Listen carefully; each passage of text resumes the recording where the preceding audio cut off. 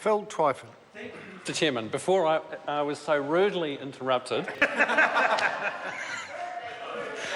I think this is a debate worth having, because there's clearly a difference between certainly our side and the National Party benches on this question. And the Minister references the Productivity Commission, he references the experience in Christchurch, but curiously he didn't reference the situation in Auckland, where not only are we falling dismally behind in supply, and the deficit that has accumulated, the 42,000 dwellings that the Independent Hearings Panel estimates has built up on the Minister's watch.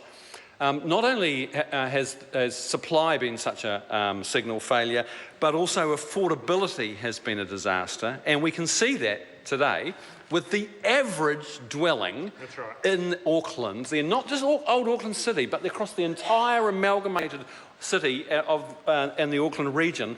The average dwelling is now $1 million. It is an absolute disaster. There is no affordability.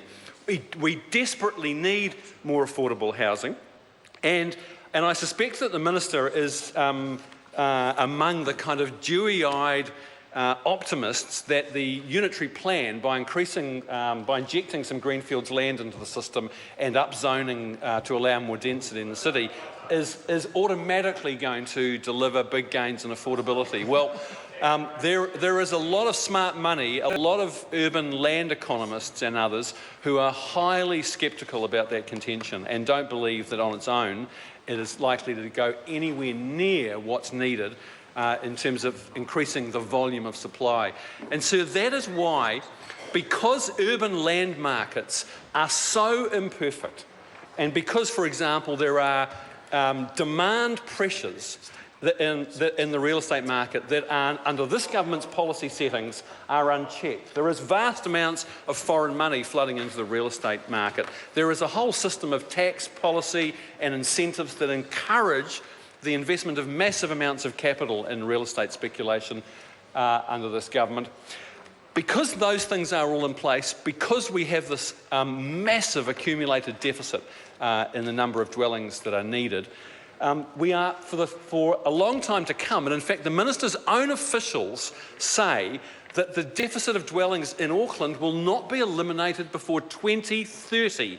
That is the advice of MB officials released to Labor under the Official Information Act. The Minister denies it. I know he doesn't want to hear because it's bad news for him, but that is the fact. And so that is why Labor believes that measures like inclusionary zoning, being able to require a percentage of affordable dwellings, is the sensible thing to do. If we care about affordability, if we care about making home ownership and in fact renting affordable, we need to be willing to intervene in the market to make that happen. We can't wait until some great nirvana decades into the future when we have a perfectly functioning urban land market. That is certainly not going to happen on this Minister's watch. And people can't afford to wait. We need affordable housing, and that's why I think Materia Ture has very sensibly put up this SOP number 210, which would require a prescribed percentage of affordable dwellings and must include a percentage of dwellings to be available for sale at a price equal to or below the price that is 4 times the median household income in that area. Now, 4 times the median household income. I think the Minister would probably agree with that. He would agree that that's a worthy goal. Why is it not in? His eyes are going from side to side. I'm not quite sure how to interpret that, but I think based on the Minister's previous comments, I think that he would agree 4 times the median household income is a good thing.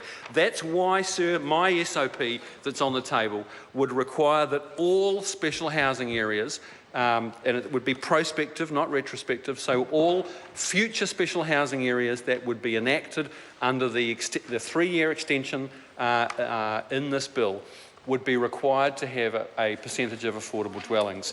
Now, the Minister agreed to that. He agreed to the principle of exclusionary zoning, that is, a quota of affordable dwellings.